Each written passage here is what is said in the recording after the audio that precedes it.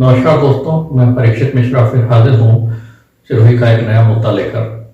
आपको जानकारी है कि बुधवार को राष्ट्रीय स्वयंसेवक संघ के प्रकल्प सेवा भारती ने सिरोही विधायक और कांग्रेस के बोर्ड पर यह आरोप लगाया था कि उन्होंने द्वेषतापूर्वक उन सेवा भारती के लिए आवंटित भूमि को निरस्त करके उसकी नीलामी निकाल दी।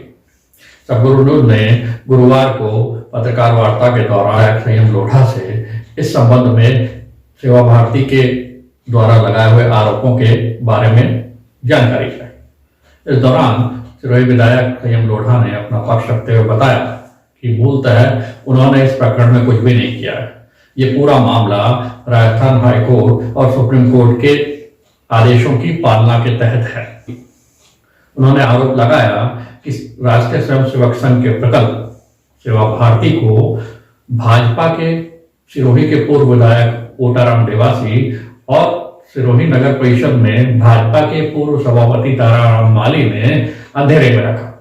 उन्होंने आरोप लगाया कि जो भूमि सेवा भारती को आवंटित की गई है वो भूमि जो सिरोही के मास्टर प्लान 2031 के तहत आवासीय है।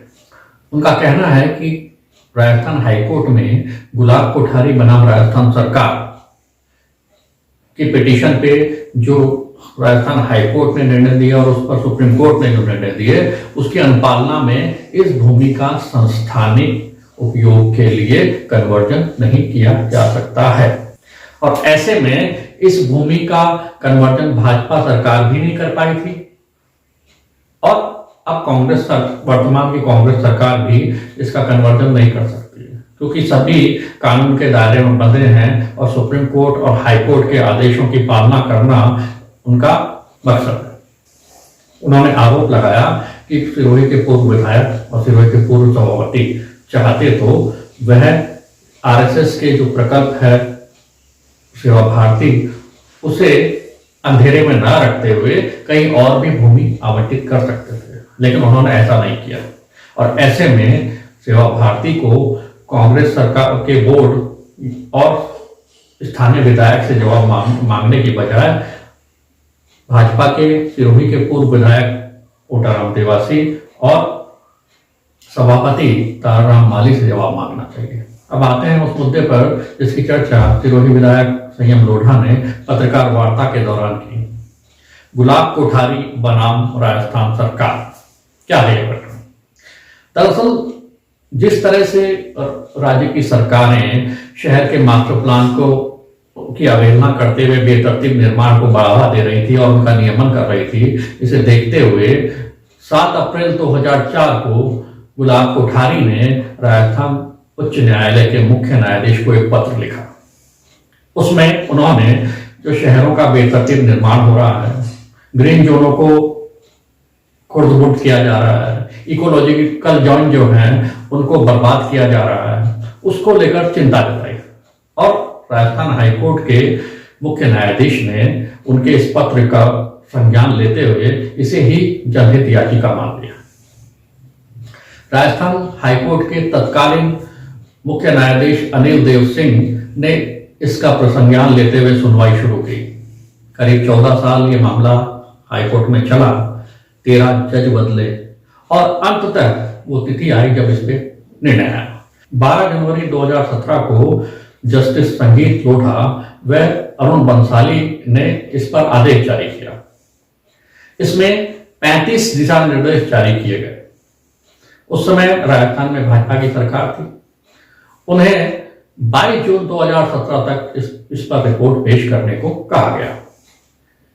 तत्कालीन भाजपा सरकार इसको लेकर सुप्रीम कोर्ट में चली गई तो सुप्रीम कोर्ट ने एक वृहद बेंच बनाते हुए वृहद पीठ का गठन करते हुए फिर से सुनवाई करने का आदेश हुआ और वो वृहद पीठ गठित की गई और उस वृहद पीठ को गठन करने के बाद इस प्रकरण में फिर से सुनवाई हुई, सभी पक्षों को सुना गया और सुनवाई के बाद दिसंबर 2018 में जस्टिस प्रदीप नदराजो, संगीत लोढ़ा और जस्टिस अरुण बंसाली की बेंच ने कंपाउंडिंग के नियमों को सख्ती से लागू करते हुए राजस्थान सरकार को निर्देश जारी किए।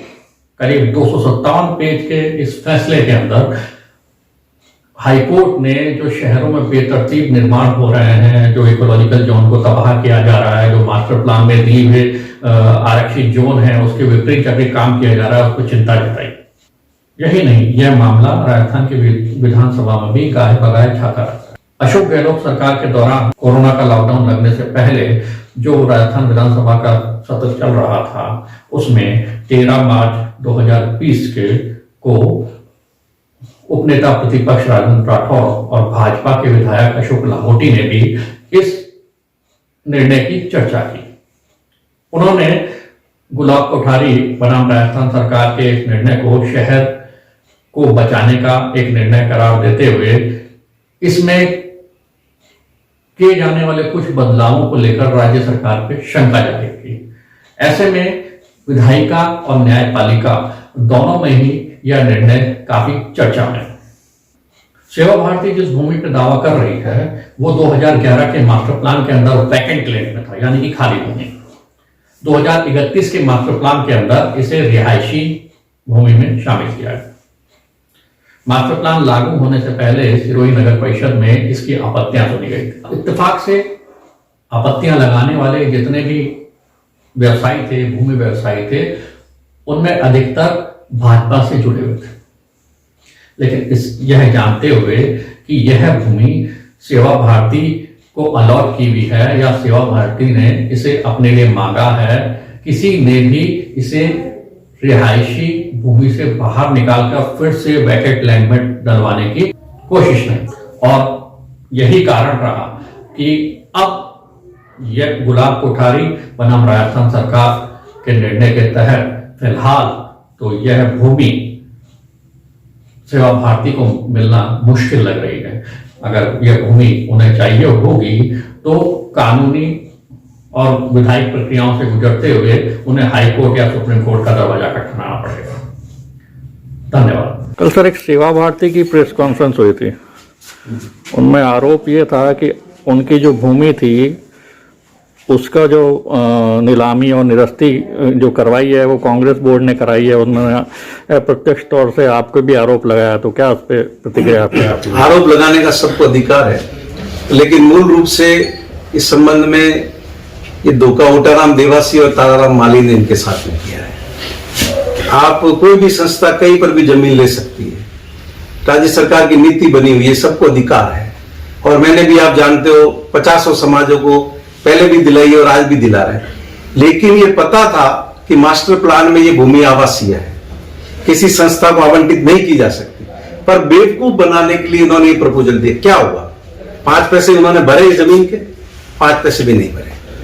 जमीन की रजिस्ट्री हुई इनकी उस वक्त में, 5 साल बीजेपी के राज नहीं हुई।